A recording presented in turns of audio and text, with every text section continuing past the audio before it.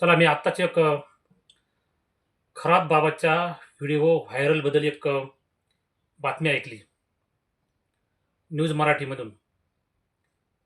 बातमी अशी होती की जो वॉलमन आहेत नाशिकमध्ये जे पाणी सोडणारे वॉलमन आहेत ना, त्याच्या 40 जणांच्या ग्रुपवर कारवाई केली आहे.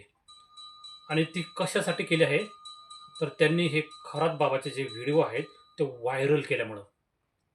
म्हणजे त्यांच्यावर कारवाई, त्यांना पोलिसांनी धमकी पण दिलेली आहे की तुम्ही जर असे व्हिडिओ पुन्हा व्हायरल केले तर तुमच्यावर कायदेशीर कारवाई केली जाईल. बघा, बघ, हा सरकारचा न्याय, फडणवीसचा न्याय बघा आता.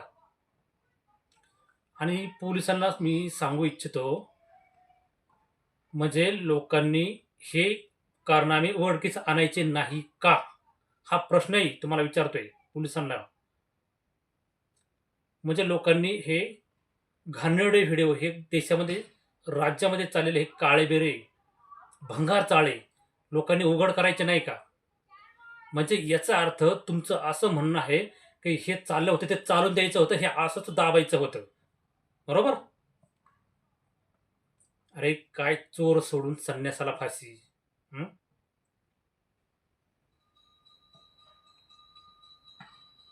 म्हणजे तुम्हाला काय म्हणायचंय, हे जे खरंच प्रकरण आहे ह्याच्याविषयी कोणी व्हिडिओ व्हायरल करायचे नाही, ह्याच्या अफवा पसरवायच्या नाही, हे असंच दाबून ठेवायचं, असं आहे का?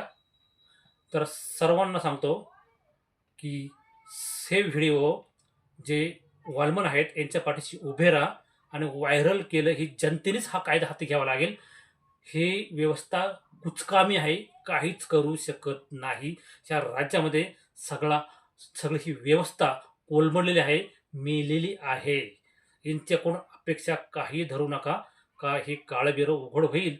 उलट यांनाच हे लोक पाठीशी घालतात असं दिसायला लागलेलं आहे. तुम्हाला काय वाटतं कमेंटमध्ये नक्की कळवा आणि सबस्क्राईब करायला विसरू नका. असेच सत्य वाचामधून तुम्हाला सत्य समोर आणण्याचा प्रयत्न नक्की केला जाईल.